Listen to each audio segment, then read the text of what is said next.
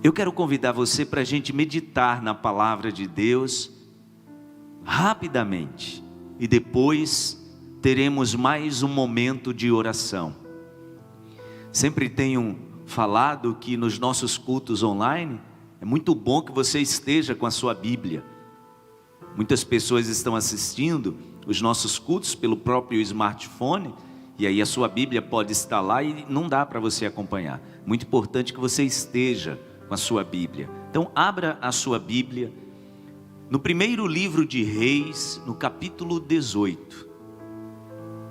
Primeiro Reis, capítulo 18, a partir do versículo 42.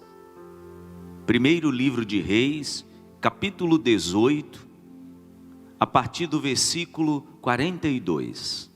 Diz assim a palavra de Deus: Então Acabe foi comer e beber, mas Elias subiu até o alto do Carmelo, dobrou-se até o chão e pôs o rosto entre os joelhos. Vá e olhe na direção do mar, disse ao seu servo. E ele foi e olhou. Não há nada lá, disse ele. 7 vezes Elias mandou: volte para ver. Na 7ª vez, o servo disse: uma nuvem tão pequena quanto a mão de um homem está se levantando do mar. Então Elias disse: vá dizer a Acabe, prepare o seu carro e desça antes que a chuva o impeça. Amém. Deixa a sua Bíblia aberta, a gente vai voltar a ler outras partes desse texto, dessa história. Eu quero lhe lembrar que essa foi a palavra que o nosso pastor compartilhou no dia 31 de dezembro. No dia 31 de dezembro de 2019. E a época, a palavra que foi compartilhada conosco, eu lembro, e eu preguei essa palavra aqui na igreja, no culto da manhã. O pastor pregou lá no culto da virada, e eu preguei no culto da manhã. E o título da mensagem foi: não despreze as coisas pequenas, esteja atento aos sinais. E eu quero rememorar essa mensagem, só que chamando a sua atenção para aquilo que Elias estava fazendo, quando ele não desprezou o sinal, o pequeno sinal. A palavra diz que ele estava curvado até o chão, com a cabeça entre os joelhos. Fazendo o que, gente? Orando. Orando. O próprio profeta Elias tinha declarado que não iria chover na terra de Israel, enquanto o povo não se decidisse se estava do lado de Deus ou do lado de Baal. Que ironicamente, gente, era o Deus chamado Deus da fertilidade, Deus da chuva. Dentro da mitologia de crença daquele povo, Baal era casado com Azerá, que era a deusa da fertilidade, que tinham sido 2 deuses que Jezabel, a esposa do rei Acabe, tinha trazido para que o povo de Israel, de forma errada, adorasse. E Elias, enquanto servo de Deus, não suportando mais o povo de Israel vivendo naquele pêndulo, quando era conveniente buscava Deus, quando não era conveniente buscava Baal e Azerá. Então, o desafio de Elias foi exatamente num confronto contra aqueles que o povo adorava, acreditando que mandava na chuva e na fertilidade. Então Elias vai para o confronto e diz: olha, agora vamos ver quem é verdadeiro Deus. Quem é que provê? Quem é que manda fartura? Então não vai chover sobre Israel até que eu diga que vai chover. E a palavra diz que o céu cerrou-se, se fechou. 3 anos e meio sem chuva, escassez total, fome, miséria. Era um tempo de escassez. E a palavra diz que, eu quero resumir a história, que depois que Elias entra num embate contra os profetas de Baal e de Azerá, que eram 850, e depois que, estou resumindo a história, tá, gente? Depois que Deus responde a ele com fogo, naquele desafio do Monte Carmelo, a palavra diz que Elias, junto com o povo, vai sobre os profetas e os mata. Aí a palavra diz que agora o profeta Elias vai para o monte pedir a Deus que ele fizesse chover. A terra estava vivendo uma calamidade. E a palavra diz que o profeta, ele se ajoelha, ele coloca a cabeça entre os joelhos e ele começa a orar. E a sua oração possivelmente, não temos o relato dela, mas a oração possivelmente era: meu Deus, me responda, mude esse cenário de escassez, esse cenário de fome, de seca, mude, meu Deus. Só que tem um detalhe nessa história, irmãos.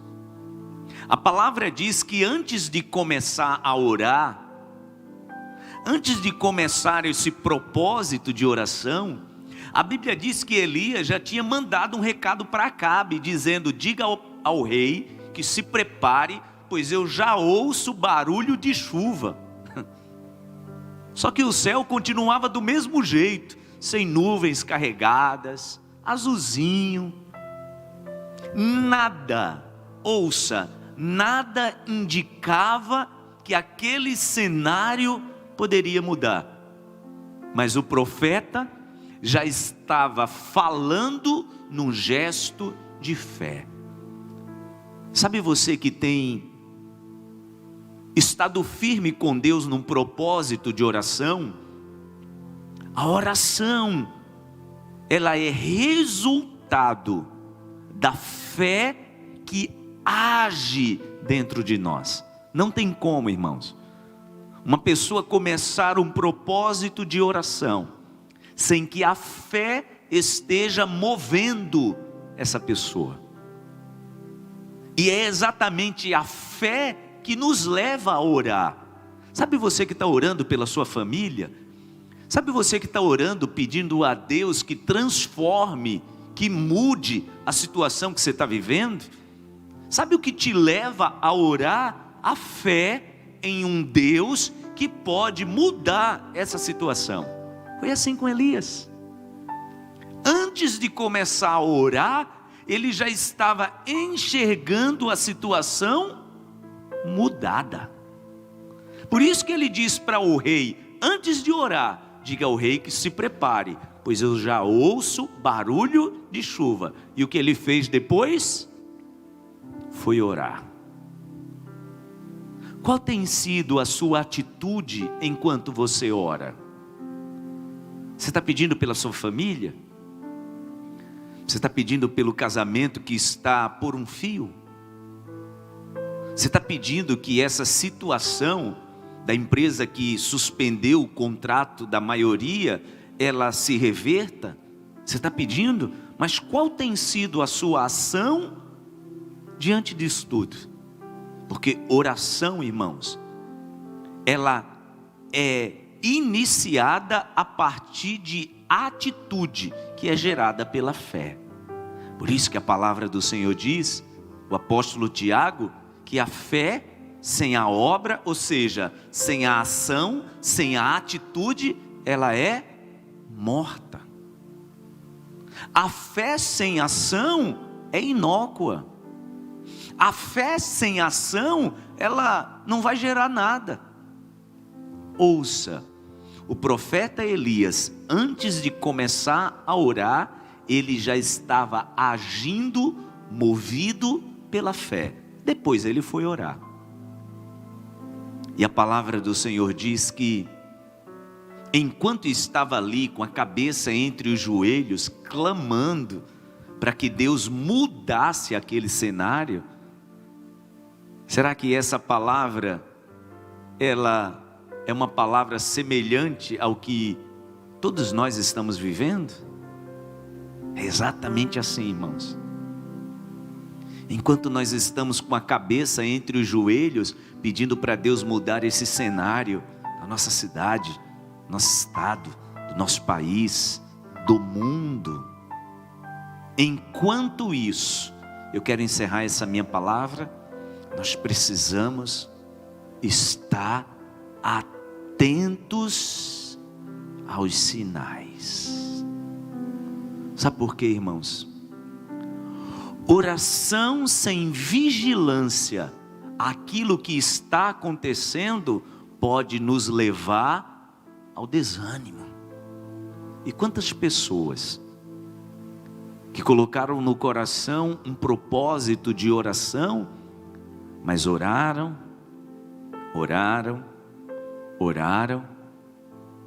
e não percebendo as coisas mudando, essas pessoas desanimaram. A palavra do Senhor diz que enquanto o profeta orava com a cabeça entre os joelhos, ele dava tarefas. Preste atenção, ele dava tarefas ao seu auxiliar.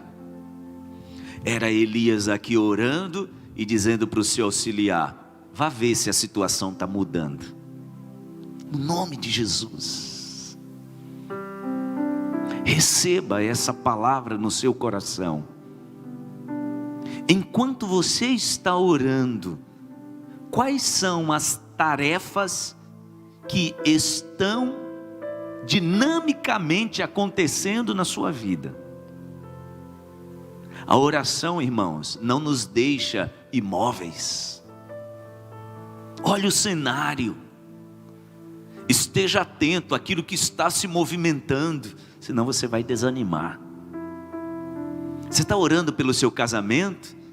Fique atento, fique atenta aos pequenos sinais, as pequenas coisas que estão acontecendo. Esses dias eu estava ouvindo uma especialista em relacionamento falando o quanto tem sido desafiador esse tempo de quarentena para os casais. E enquanto os casais estão vivendo esse tempo, o quanto a relação ela fica exposta. Todo mundo com os nervos à flor da pele. Nunca se viveu tanto tempo junto, confinado no mesmo espaço. E isso de fato gera atritos. E aí eu lembro que essa especialista dizia que quando o casal entra em atrito, o casal precisa rapidamente ver jeitos e formas de estarem bem. E aí ela falava sobre você deixar de lado o orgulho e tal, mas algo me chamou a atenção. Ela disse assim: às vezes, quando o casal está vivendo isso, não dá para você chegar com muito gesto de carinho, porque o outro pode não estar acessível. Aí ela disse assim: faça pequenos gestos de atenção. pequenos gestos de atenção. Você nem precisa chegar muito perto do outro, porque às vezes a situação, vamos ser sinceros, está tão complicada que o outro não quer ser tocado ou beijado. Mas pequenos gestos de atenção. Aí ela até disse assim, tipo, você vai na geladeira pegar água, leva água para o outro. Vai fazer um lanche, prepara o lanche para o outro, mesmo que o outro não queira. Pequenos gestos.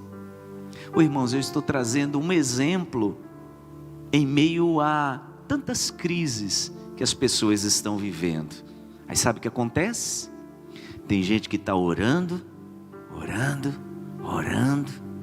cabeça entre os joelhos, acordando de madrugada para orar, indo dormir tarde para orar, mas não estão atentos aos pequenos sinais. Deixa eu ser bem simplório no que eu vou falar. Sabe aquele ditado? Um olho no gato e um olho no queijo? Me perdoe a expressão, mas eu penso, irmãos, que era exatamente assim que o profeta Elias estava. Um olho na sua conversa com Deus, mas um olho também para aquilo que o seu auxiliar falava. A palavra diz que ele foi lá 7 vezes. E sabe o que é interessante?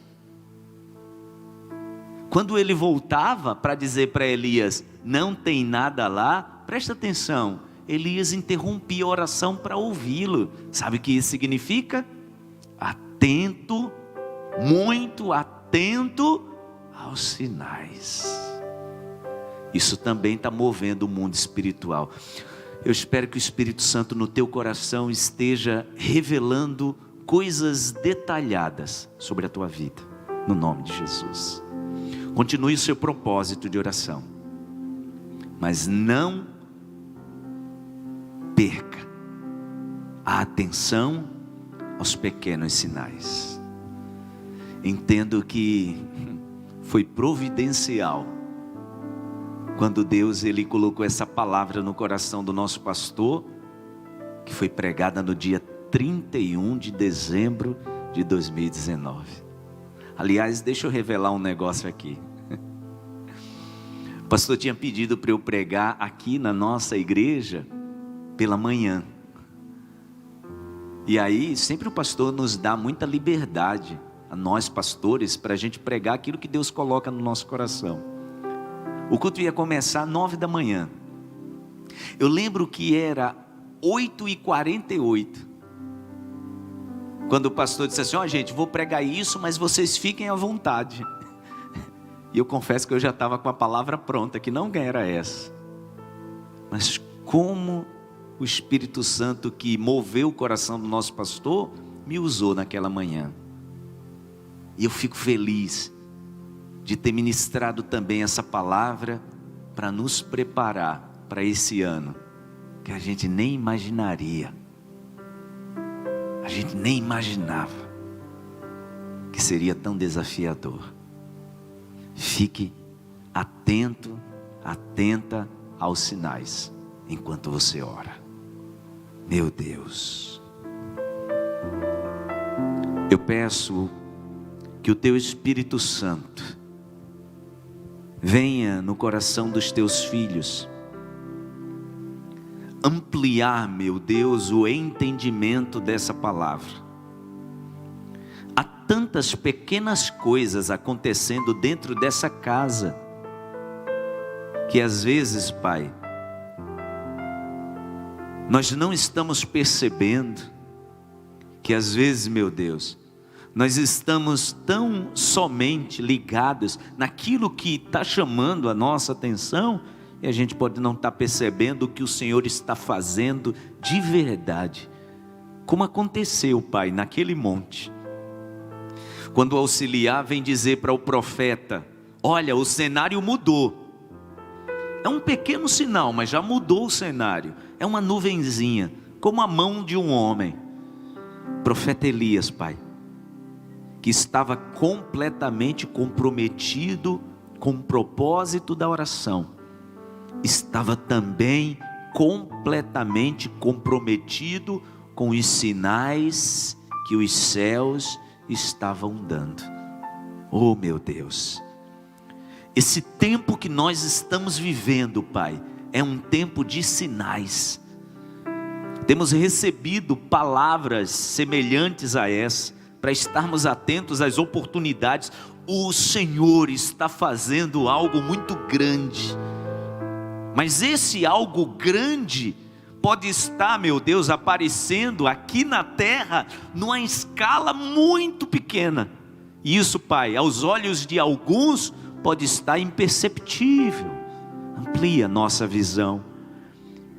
E do mesmo jeito que nós estamos completamente comprometidos com a oração, com o propósito da oração, que da mesma forma estejamos, meu Deus, comprometidos em observar e interpretar os sinais em meio a essa atmosfera de oração, porque o cenário já está mudando.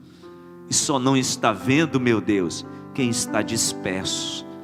Amplia, Pai, a visão desse homem e dessa mulher, desse casal, dessa família, desse empresário, desse empreendedor. Oh meu Deus, tem pessoas que estão focando apenas na perda, na desgraça, e não está atentando para coisas grandes que já estão acontecendo no céu. Só que aqui na terra está numa escala muito menor.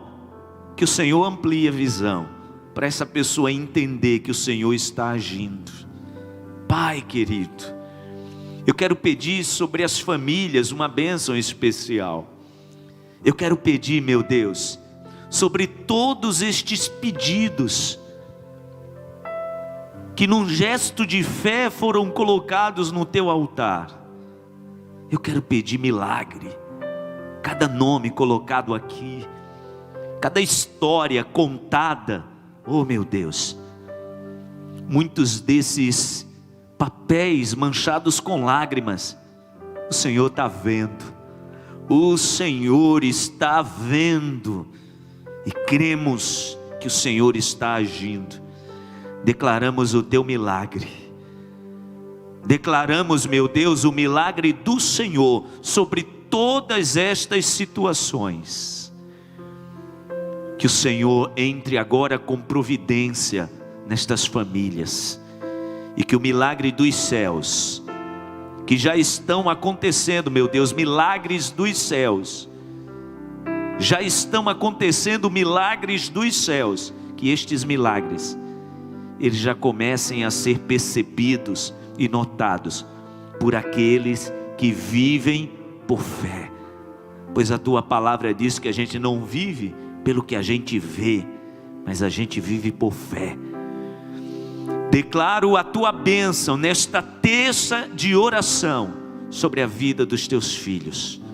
Declaro isso em nome do Pai, do Filho e do Espírito Santo de Deus. Pedimos, Jesus virá. Aleluia. Como chuva, Eu creio, meu Deus. descerá. Eu creio. Se pedimos, Aleluia. Jesus virá. Aleluia. Então clame, então grite, então chame por Ele. Aleluia. Faz chover, Cante aí onde você faz está. chover. Num gesto de fé, levante as suas mãos. Abra as comportas. Sinta o Espírito Santo do sobre você e sobre a sua céu família. e faz chover. Tem coisas grandes de Deus acontecendo aí dentro da tua casa, mas você ainda não percebeu. Esteja atento, atenta aos sinais. Enquanto você ora, esteja atento aos sinais. Eu creio, meu Deus. Eu creio que o Senhor está mudando o cenário. Eu creio que o Senhor está movendo todas as coisas. Grandes coisas o Senhor já está fazendo. Eu creio no nome de Jesus. Se pedirmos, Jesus virá. Jesus virá como chuva, descerá. Se pedirmos, Jesus virá. Eu creio, meu Deus. Então clame, então grite, então chame por Ele. Faz chover, faz chover. Declare essa bênção dentro da tua casa no nome de Jesus. No nome de Jesus. Amém e amém.